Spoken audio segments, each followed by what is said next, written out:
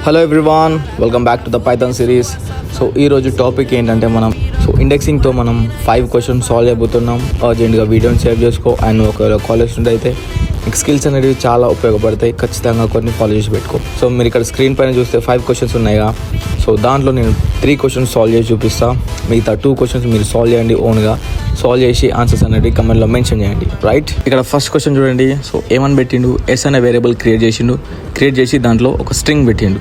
క్వశ్చన్లో ఏమన్నాడు, 1 అనే ఇండెక్స్లో ఏ క్యారెక్టర్ ఉందో మనం దాన్ని ప్రింట్ చేయాలా. సో ఇప్పుడు మీరు చెప్పండి, ఏ క్యారెక్టర్ ఉంది? సో ఆబ్వియస్లీ 0th ప్లేస్లో హెచ్ అనే క్యారెక్టర్ ఉంది. 1 అనే ఇండెక్సింగ్ ప్లేస్లో మనకు ఈ అనే క్యారెక్టర్ ఉంది.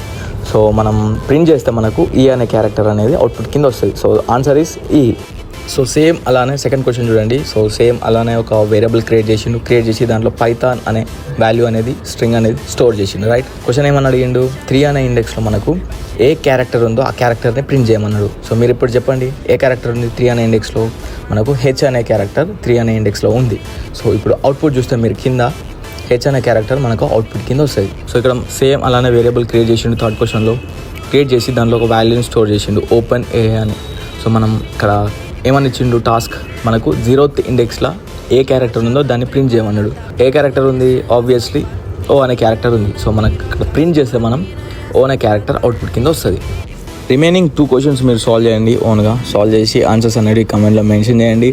సో ఈజీ ఉంటాయి, చాలా ఈజీ ఉంటాయి. ప్రాక్టీస్ చేస్తే మీరు ఎంత ప్రాక్టీస్ చేస్తే అంత గ్రిప్పింగ్ ఉంటుంది కోడింగ్ పైన. Right, So this is the topic for today. If you need Python related content, then don't forget to follow me. See you in the next video. Bye.